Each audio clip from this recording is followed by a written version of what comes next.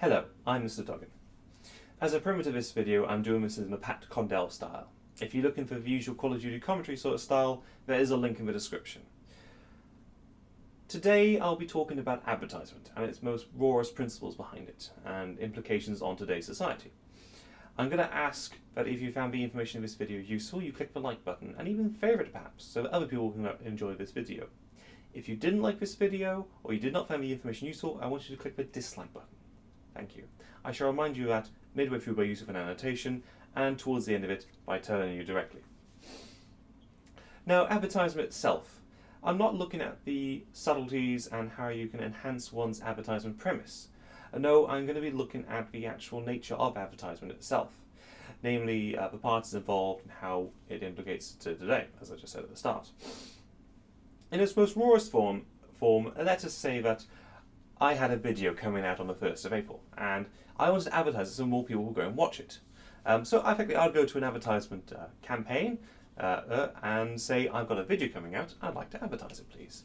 And at which point the advertiser will probably say, certainly sir, we will make an advert, don't worry about the content, we'll make the advert totally legitimate for £100 and we'll put it on 5 billboards across your city centre. And for this, obviously, anyone passing these high traffic areas will see your advert and we'll go and watch it.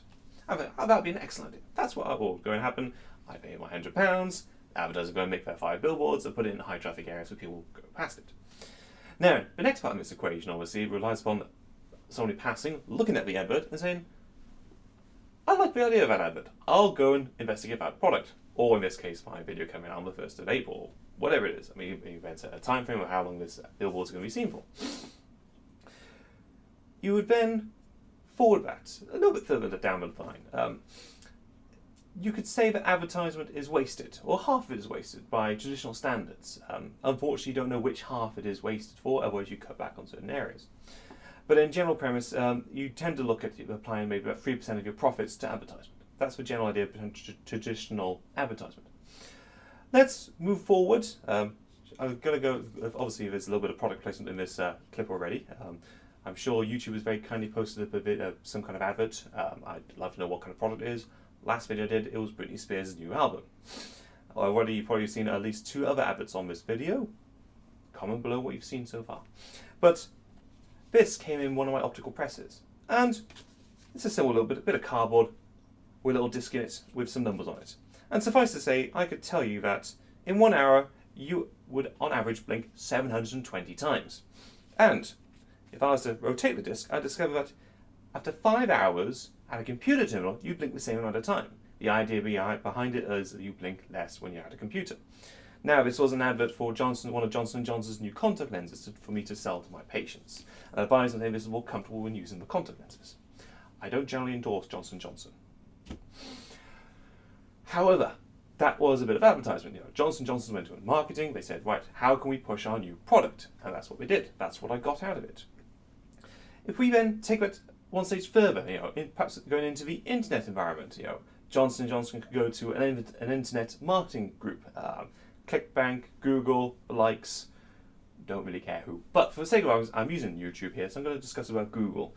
They'll go to Google and say, we've got a new content that's coming out, and we would like you to push our product. And they say, certainly, that'll be X amount of pounds, and we'll push it like the shits. I don't know how much Google actually charges for adverts because they've never actually gone that far. However, what Google would then go on and do, they would take this campaign and they'd do it in 1 of 2 formats. One would be a simple picture saying, new contact lenses, ask your optician. And that's all it would be. That's all it needs to be. And exactly as soon as somebody has seen that picture, that image, that macro even, that bit of flash, the advertiser has been paid for it because it's working on a pay-per impression. Okay. The other angle would be a pay-per-click situation where essentially right at the top of Google, you type in contact lenses and there'd be like a little list of promoted links. And from there, you'd see a list of contact lenses and you go click on the link. And effectively, in this case, they get paid when somebody clicks on the link. So there's 2 types of advertisement there. But effectively, whenever you've seen the advert, somebody's been paid for it. That's the core behind it. Now, let's move on to YouTube. Obviously, YouTube is owned by Google. And so whenever you see an advert on someone's channel, assuming you don't have an ad block running, you think, oh, grown, someone's trying to push a product, greedy bastards, blah, blah, blah, blah, blah, blah, blah. But advertisements are splashed across a lot of channels at the moment. Suffice to say, obviously, you see an advert, and as I said, Google's been paid to promote that advert. So essentially, you see that, Google then bills the content company, and there's a link in the equation that somebody got paid. Now, move this on to partner accounts. Effectively, obviously, it's a slice of a profit is going to a partner of YouTube. So, dare I say, an awesome video is out on the 1st of April, and they go look at the video, and on the video is that advert. Now, essentially, because people went to that video, there's an advert is seen, the person that made that video on the 1st of April gets a slice of the advertising revenue that is generated from that. So essentially, it's going from the YouTube, so there's a slice going from the YouTube partner to YouTube to Google from the content company. Now, I'm going to move at one stage further. There are certain networks within the interwebs that actually generate almost like subcontracts. So essentially, dare I say, machine.com, which I have a contract with.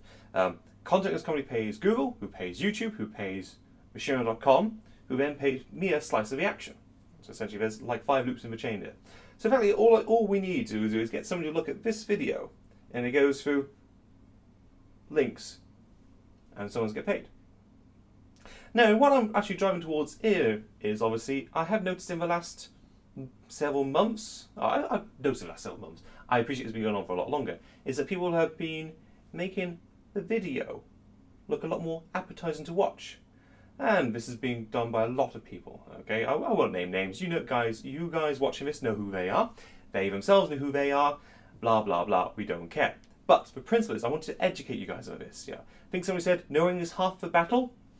Cliched response, I know, but the premise does still stand up.